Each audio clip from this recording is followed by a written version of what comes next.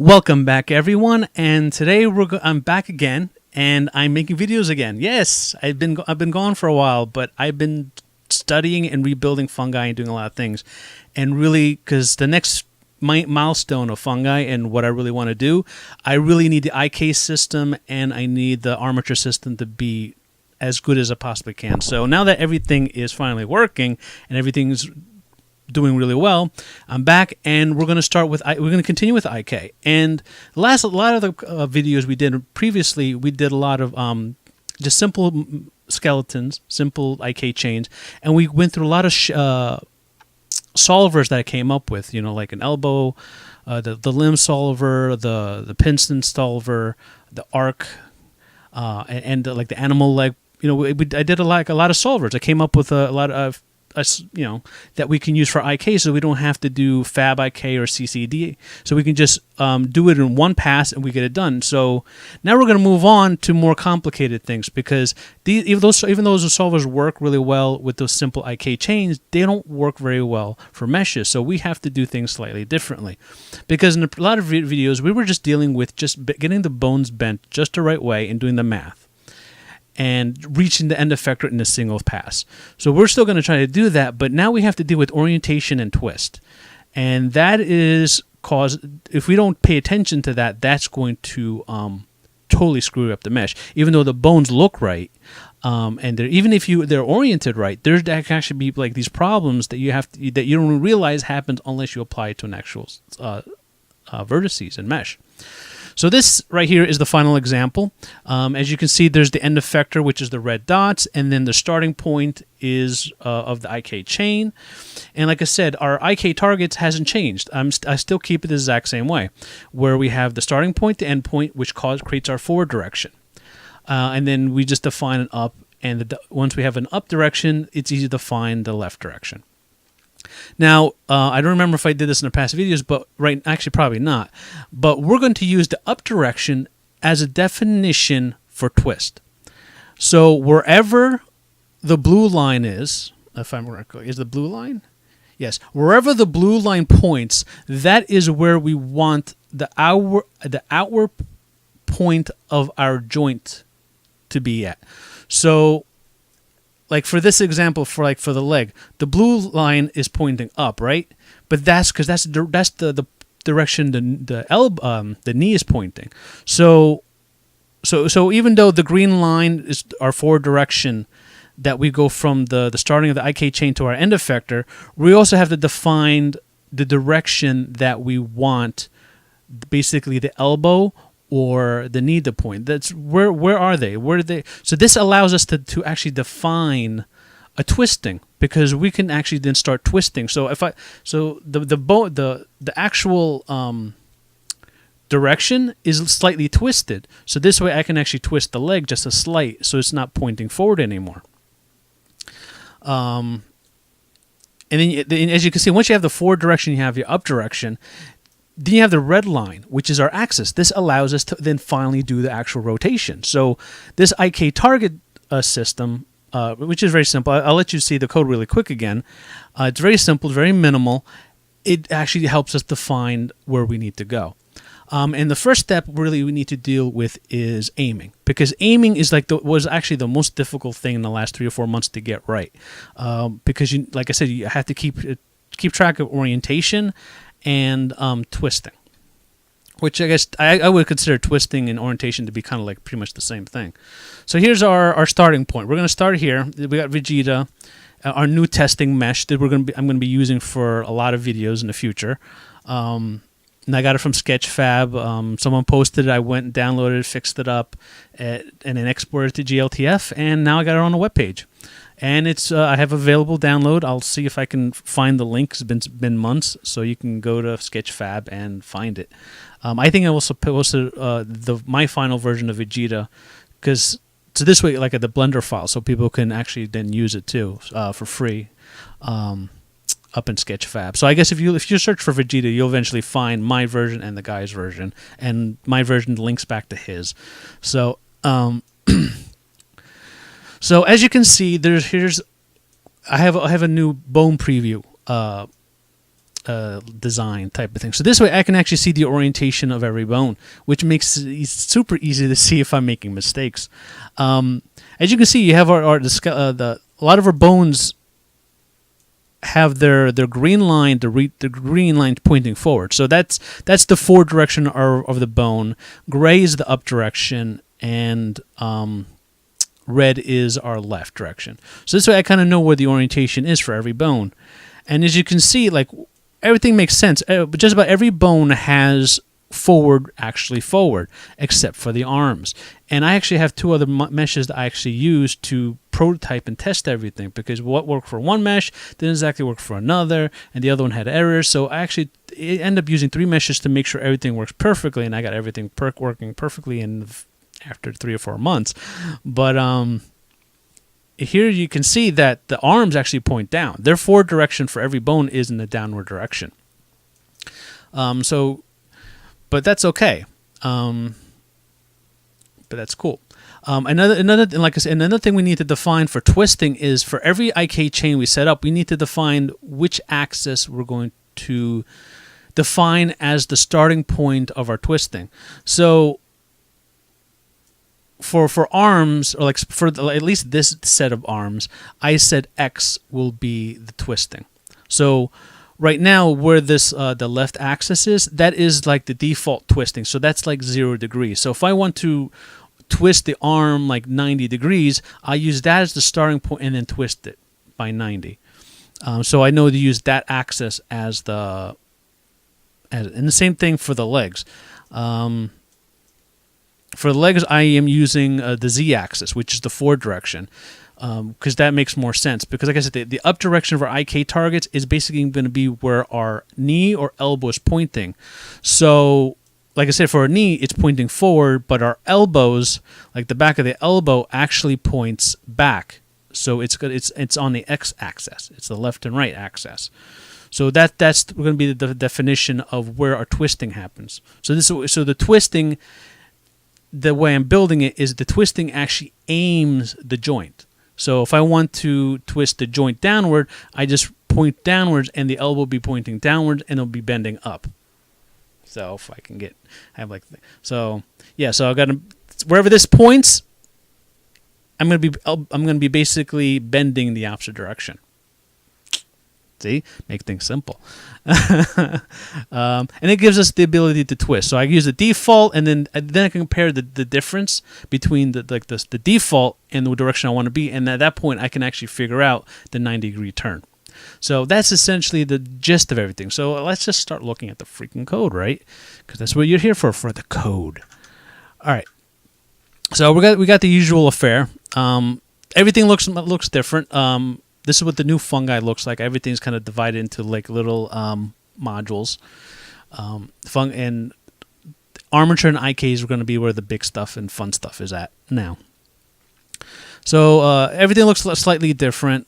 I'm still trying to figure out ways to have armature system load up dynamically and not use it when I don't want to. I kind of want to make it so everything's kind of still in flux, but it's the same usual affair. We're gonna download our shaders, and I also want to take to a point that I actually found a bug or two in the armature skin stuff. There's actually, I did not normalize the dual contorians after I do the weights, and that apparently in certain instances causes the meshes to break.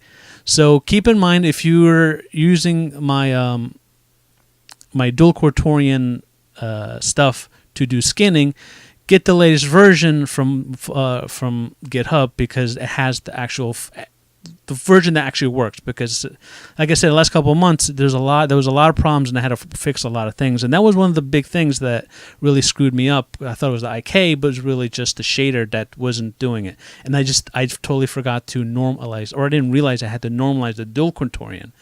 Now I know anytime you do anything with contorians, like lerping and weighting of any kind, you have to normalize, or things will get a little funky, and you won't notice it until some weird time. Like sometimes it would work 90% of the time, and then you start moving things in a certain spot, and your mesh starts to fall apart horribly. It doesn't even rotate. It starts doing translations in a really bad way. So yeah, so keep that in mind. Dual quaternions or quaternions in general normalize whenever you do any kind of lerping, or if you're like literally lerping or doing weights. That anything like that, you definitely need to normalize. So just keep that in mind, because that's another big issue I found in the last couple of months. So we got the usual affair. Things might look slightly different, but overall it's the same system. It's just everything's got cleaned up a little bit, blah, blah, blah. All right, so let's start. So we want aiming. So we're going to start off. We want our end effector. And right now I'm showing the end effector, which is the black dot. So if you don't remember, actually, there you go. So there's the black dot. Probably, I don't know if you can hardly see. It's near his crotch. And we have the red dot, which is the starting point of our chain. Now, everything has to be done in world space. You can do it in local space, but I've come to realize that it makes things infinitely harder to bring things into world space and then bring them back to world space. So to make life super easy, it's actually better off to move everything into world space. And when you're dealing with bones and a bone hierarchy, it's easy to lose track of space. Every single bone is its own space. If you're new to this, especially kind of like me, learning as I go, that can screw you up really badly if you don't pay attention to which bone you're working on. So ideally, when you want to do IK stuff, I highly suggest you do one bone at a time, but realize every single bone that you're on is its own space. And you need to always take into consideration its parent bone's position and rotation to calculate its new world space position and rotation. But you need to go from the very beginning to the very end. So for this part right here, I say give me the world location of the bone and save it to my transform object. And transform, in case you didn't know it, all it has is a rotation, position, and scale. That's it. That's all. It's just those 3 bits of data. So every single time you see transform, it's just transform data. And I can then just accumulate everything very quickly to get world space information. All my bones save their transform at local space, and then I can then calculate world space very quickly. And when you're doing IK chains, you basically start at the base, and then you slowly move up. So bone 0, you get its world space. And then when you do all the math and you finally figure out where you want it to be, you take that value, and then you add the next bone to it. So this way the next bone, bone 1, has its world space.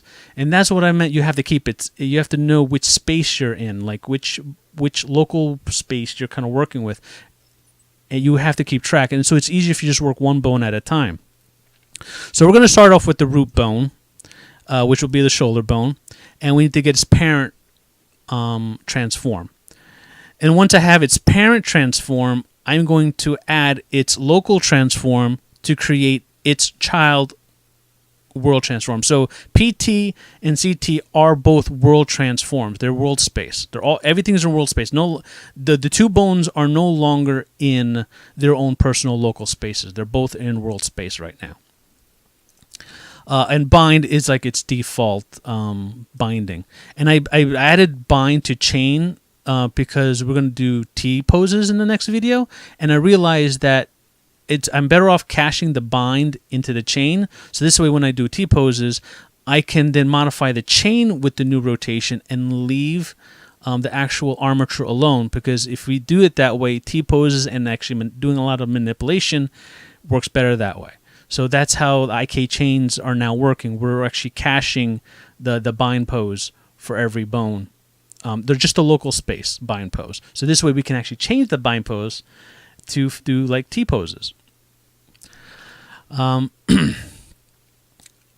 this way, now since I know the world space of the shoulder bone, I can output and we do that.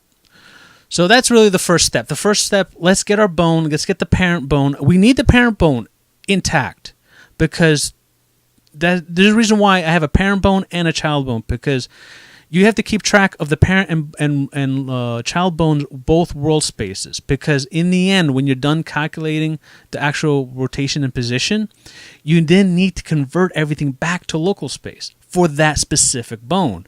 And I'll show you how to get back to local space for every bone. But knowing the parent bone's world space is the key factor to it. You have to have that part. Without it, you're totally screwed. All right, so now we're going to let's see, step 2. So step 1, like I said, is just just start getting all the bones in their world space positions. Doing 15 minutes already. I want to do this video quickly, but I guess I'm taking too long. So the next step, let's see, I set up our targets with a starting and ending position, and start to point to the root. So at this point, the second step is that we're going to set up our Icade targets. So let's try. In case you forgot what an Icade target looks like, here's our Icade target. In case you remember this, quaternion forward to up, that was our fix. We actually don't need that anymore. So far, I don't need it anymore with the new code. And you'll see why we don't need that quaternion fix anymore. But I keep it there just in case I need it. I got the raw values there, nice and cached and constant. So Icade target is our starting point, which is the starting point of the chain. End point is our end effector. Once this is set up, we can then define its axis, and axis are just 3 unit vectors and our distance square. So I like to do everything square distance, because I don't try to avoid using square roots if I don't need to. If I don't need to know the exact distances, you're always better off using the square versions, because if you have to do a lot of bones, and you do have like free, like I'm optimizing before I really need to optimize. But if I know to do it, just do it. It's no big deal. It's small little things you don't have to worry about later. So I just make sure not to optimize. I just make sure I optimize a little bit. And we have functions like set our target by pose. So we start pose A, pose B, and then we pick our up direction. And like I said, the up direction will in our case now will define the direction we want the elbow or the knee to be pointing. And then it just figures everything out. Like I said, that's it. That's Icade targets. There's nothing. Like I said, not much really changed from it. So like this. So I think that has to be in a different direction. Let's see. Refresh. Oh, what happened? Syntax error. Syntax error. Oh, I forgot to do it here. Save. Go back. All right, then. Let me... That was actually for showing off purposes. Let's see. I think I originally wanted to say left. Can't remember.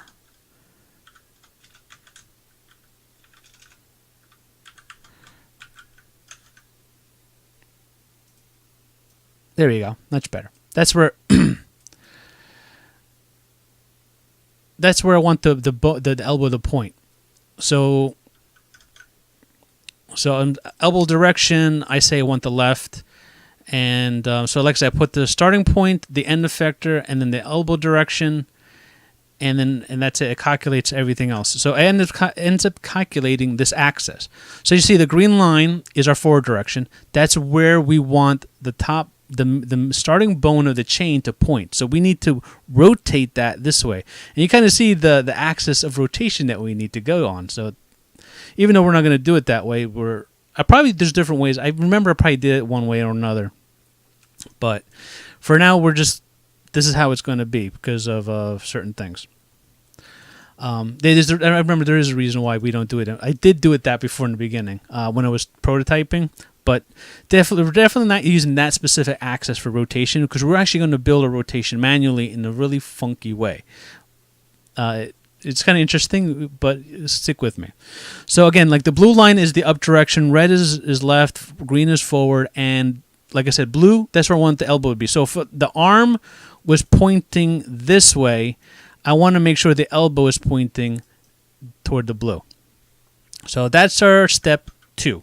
So just defining our Icade target, where we want the end effector is, and where we want the joint to be pointing at. But essentially, what is the twisting?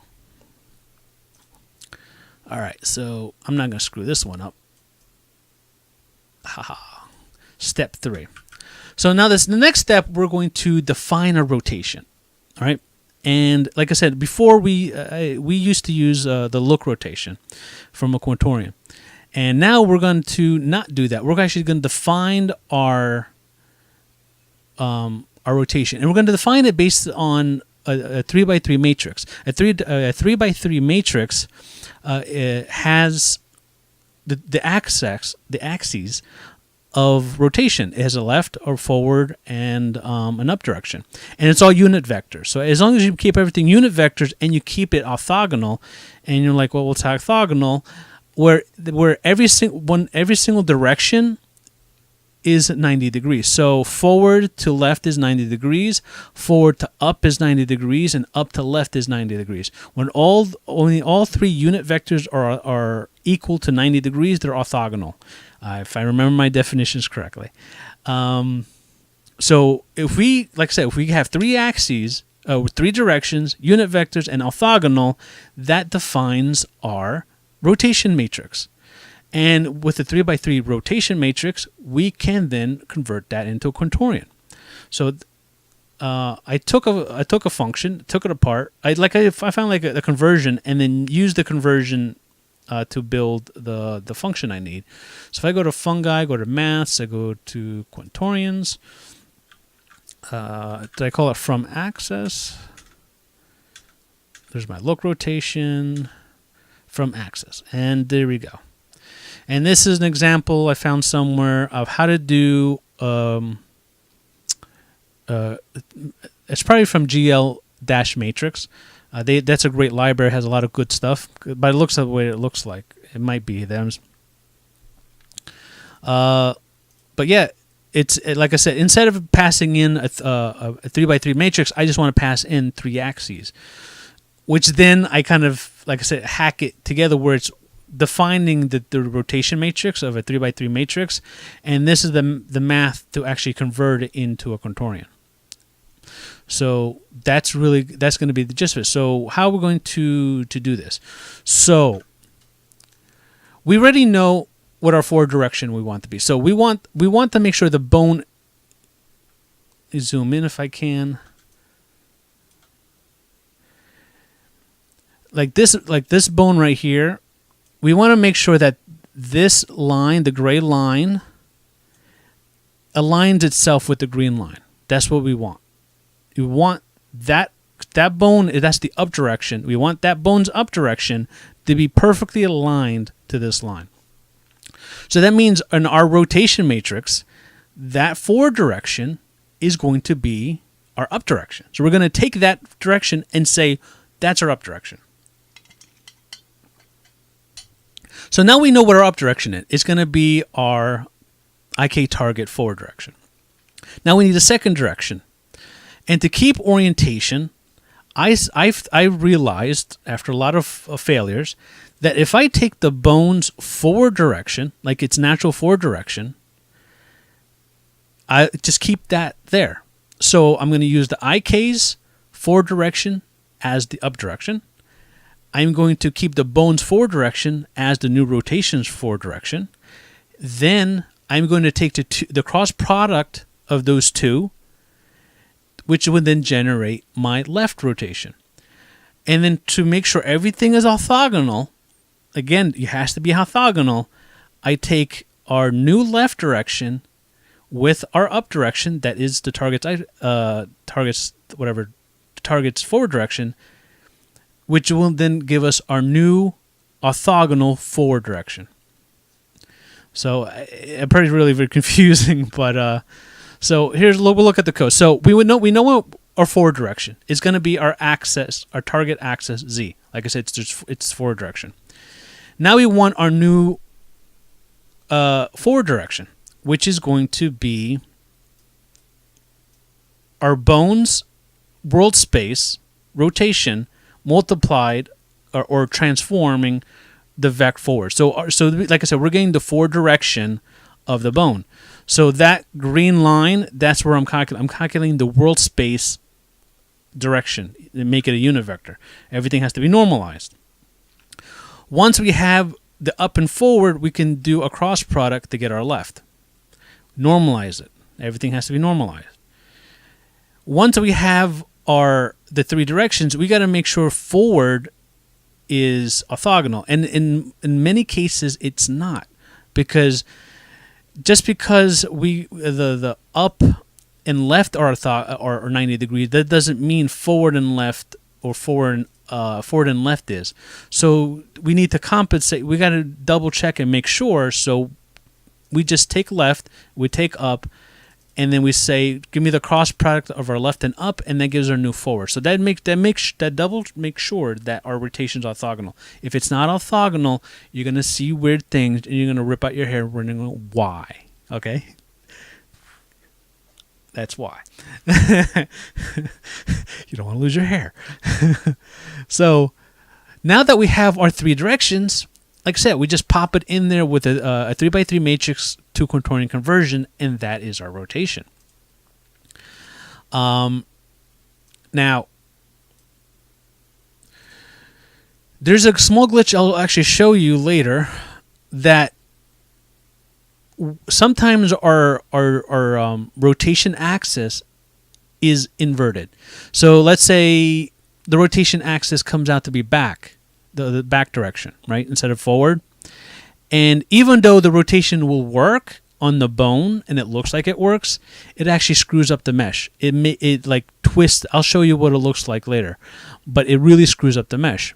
It only seems to work. Only seems to mess up the legs, not the arms. I don't know why, but I'll show you with the legs later.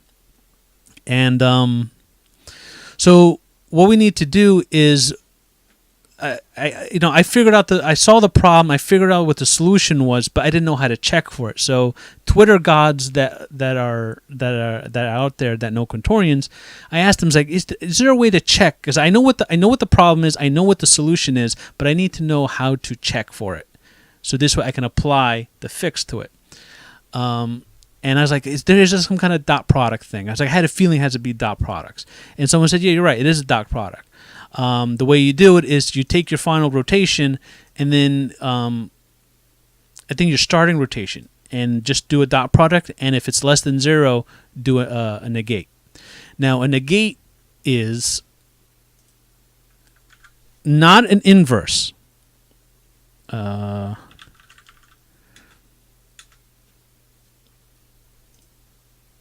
Where'd it go? This is a new function I had to put into my library to perform this operation. A negate is just takes all the values in the quaternion and just changes the sign. So if it's a positive, it becomes a negative. If it's a negative, it becomes a positive. And that's all you do. When we're dealing with vectors, this is the inverse. But quaternions don't. The inverse of a quaternion is all this mess. So when we're dealing with quaternions, inverting a quaternion is a big pile of mess. It's not really that bad, I guess. I just don't know quaternion math very well at all. At all. But we need to do is negate it. Like I said, if the axis is like forward, back, by doing this negate, we actually end up changing the axis to the forward direction, and at the same time, we actually change the rotation. So it might be like back direction, negative 40-degree rotation, and by doing a negate, we basically say forward now going back positive 40 degrees, and ends up just making then the mesh actually rotates correctly.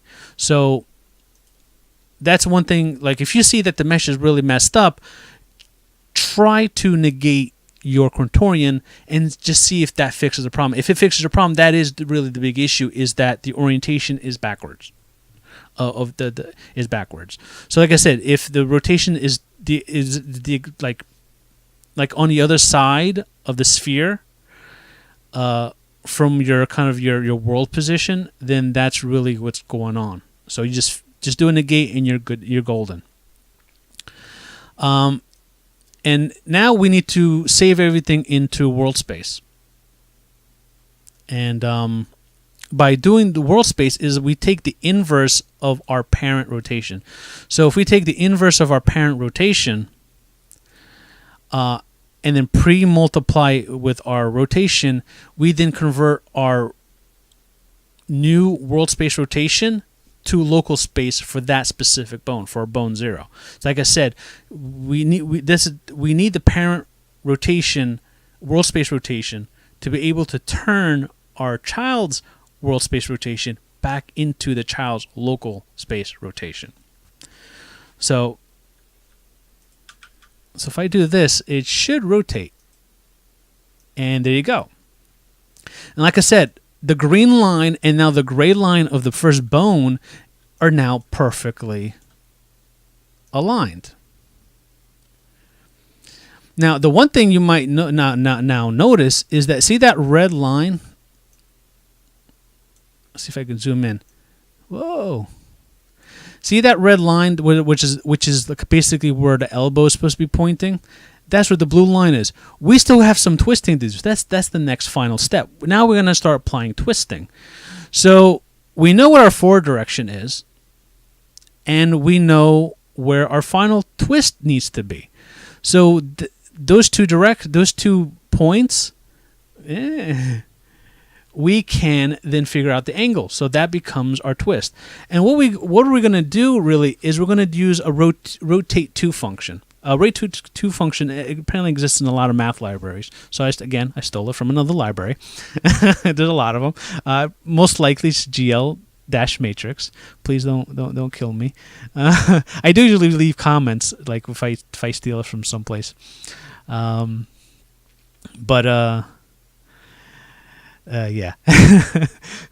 So what a rotate 2 function for quaternions, or I guess rotation in general, is that it takes those two directions, and basically it does a cross product. And when you do the cross product, it actually creates this axis, and that axis creates your rotation, and at the same time, it takes the angle between the two vectors. That's right. We just call them unit vectors. So you have unit vector blue and unit vector red, and like I said, you cross product, and you kind of get this red line, or I don't know which line. You actually get the green line. So that ends up being the green line. So we know how to rotate, and like I said, then it's the angle between those two unit vectors. So once you figure out those two bits, you can then create a rotation that you can just apply and then just nudge it into space. Whoa! Where are you going, Vegeta? Where are you going? All right. But to do that, we cannot deal with this right now. We can't go to local space because we're not done yet.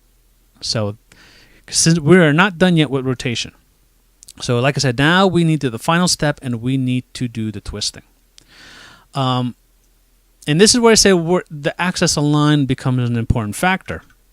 Like I said, for the arm, we have the X. It's the X line. It's that's what X stands for. So it's the X axis. So I know to use V left clone, because like I said, I know what the left direction is. And use that as my aligning vector. And I can't remember where I got this from, but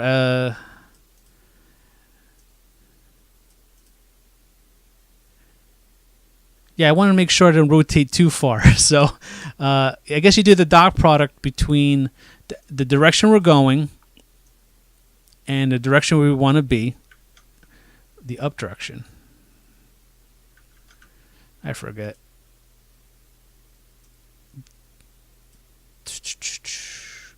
Icade target Y. That's up. Okay, that's the blue line. Duh. So that's the blue line, and this is the red line. A line.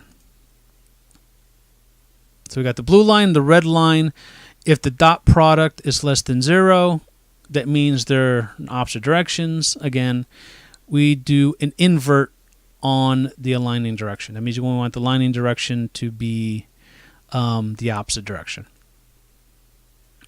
Just in case the red line is going this way, kind of like I say, like see this line over here. Like if it's over here, we're going to invert it, and it then comes back over here. So this way we get the shortest rotation distance between. That might cause problems in the future, but for bones or for limbs, this works really well. Like I only say it might be an issue like if you really want to rotate all the way over there. But like I said, this actually fixes problems.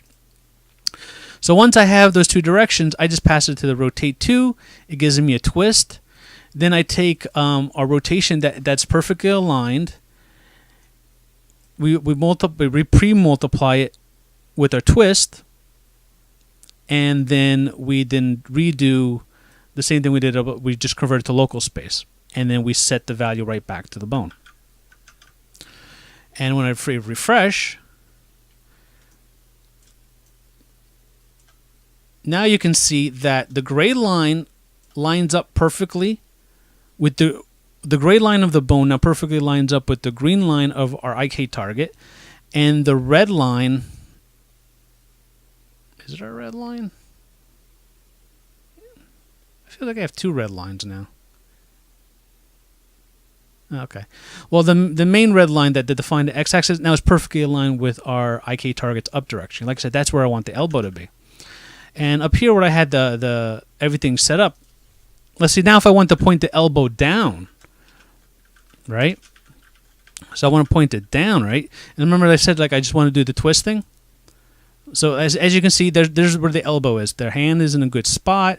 Everything's good. Everything's good. So the elbow's right here. Now we want this elbow. See that red line right there? That's where the elbow is. It's pointing this way. Now I want the elbow to be pointing downward. So if I click refresh, now we did the twist thing. So now everything is, like, again, the main bone, the starting point bone, everything is lined up. And it lines up exactly where I want it to be. That's the twisting aspect of it. So now the elbow is there.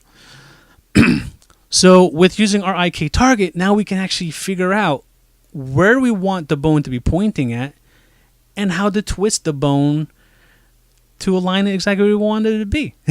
So like I said, it made it super simple. Just forward direction is where we want to be pointing at, and the up direction is where we want to twist the bone around. And it makes it really simple. Like I said, just by changing the up position, elbow position,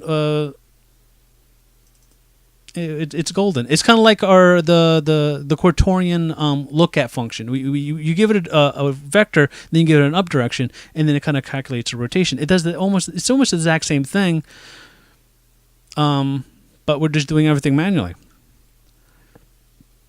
All right, so. And like I said, that's my IK aiming. So like I said, now we have control of aiming the first bone directly where we want it to be. And yeah, aim it directly, and then we can twist it. So it's perfect. So now we got the starting point of a really good IK system that works with skinned objects. It's really freaking awesome, right? So we have, like I said, like the end product is we do the exact same thing to left and right. And again, I simplified everything. So this way, this is like simple. So basically, here's my IK chain. I'm actually building the IK chain. This is my end effector. Then I'm calling a function that says aim chain. Aim chain does half the code, and then aim IK actually does all the math. And all the math is there. And there you go. And that's it. Very simple. So refresh. And there's a go. Now, I want to show you, I think I had to comment out this part. Again, this is the Quaternion guru on Twitter that helped me figure this part out. Thank you very much. He's a very smart, brilliant man. And anytime I have a Quaternion question, he answers eventually. He is a very wise man, and I'm very grateful to have him help me from time to time. I definitely owe him a beer. So, yeah. Let's see. Yeah, that's right. I want to take away that negate.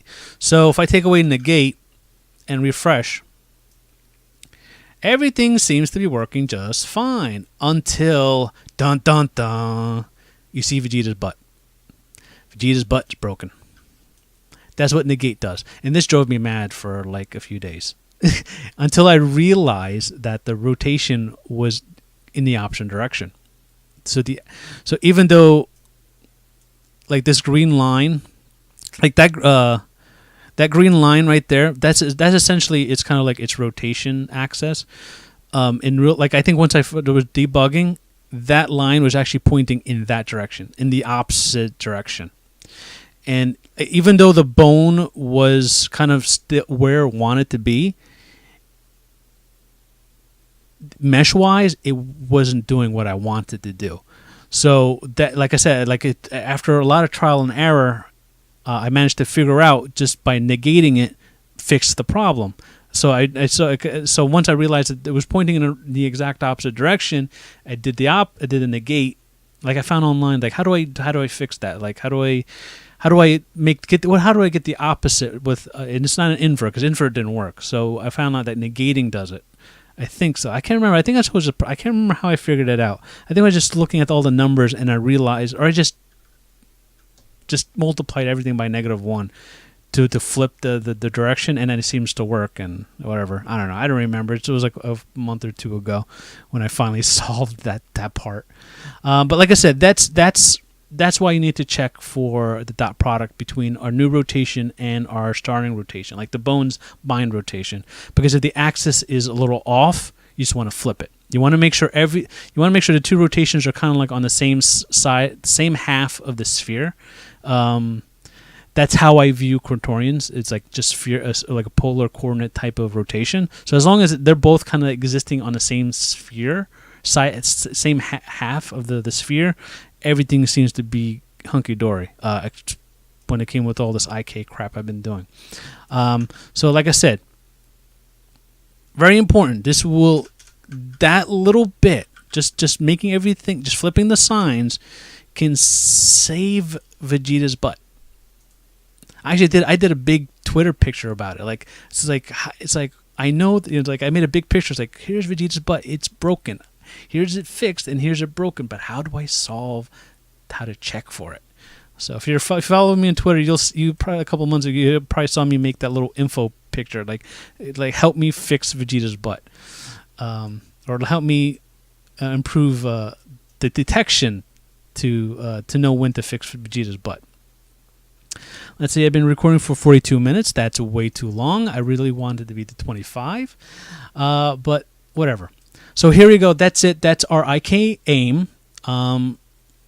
Hopefully you get it. Like it's a little funky the way I did it, I guess, maybe because of like building the rotation, but it seems to really work. There's a lot of trial and error that went into this, and this is what the solution became to be, and it really works out really great. We're going to be working toward doing this IK dance, which is kind of like applying noise and making our characters do a random dance. And it works really well. It's actually based off a Unity project I found. I kind of took it apart, understand the basis of it, and most of it, a lot of parts of it I couldn't reuse because they were using like 64-bit things, and you can't do that in JavaScript. So I just did my best to kind of recreate a lot of it, and I got it working fairly well. And so that's what we're going to work into. So we're going to do all these. We're going to do about a couple of videos of IK and things like that, and then we're going to end with maybe a 2 or 3 part video of how to build the IK dance. Because the Unity project basically figured out the end effectors, like basically just random end effectors, and then told Unity, here, do some IK stuff. That part was easy, but the problem is I don't have Unity to do the IK stuff. So really, I had to go back and basically spend all this time rebuilding the IK stuff to actually work well, so I can actually do the IK dance. And really, the IK dance really proves that, or the IK solves and everything, and the IK aiming, everything works, because it had these end effectors that kind of move all over the place. If you follow me on Twitter, you've seen videos of me or like animated GIF files of a lot of my prototypes. So if you're really interested about my development cycle, Twitter, I'm like every couple of days or every other week, I'm posting some kind of video, picture of what I'm working on. Yeah, so that's it. That's great. And in case, like I said in the beginning, I can't remember because I did this video 2 or 3 times already. Because the first 1 or 2 times I didn't like what I said. The main goal right now for me is to start building a simple mini game online that I want to so people can play online for free. Is if you ever watch the game, not the game, watch the cartoon show or the anime show, Goblin Slayer. I found a 3D model of Goblin Slayer. And I want to fix them up and then get them like animating on a web page. So that's why I need the Icade system, and I need a good animation system, which is going to come from the Icade system. So the Icade system, once that's all perfectly ironed out, which is kind of is already, I'm going to start moving into building an animation system that uses the Icade stuff. So I'm kind of done with the Icade stuff now. Now I'm going to go back and do all the videos about Icade stuff, and in between I'm going to start building my animation system, which is going to be built. I'm going to try to build it to what Overgrowth does. I like how they demonstrate it. So like I said, the main milestone really to reach all the animation is to kind of get the white room that we are currently in, and have Goblin Slayer walk around and kill a bunch of goblins that exist in Zelda Breath of the Wild, because I found the meshes for that too. So I have a Goblin Slayer and I forgot Bogoglins.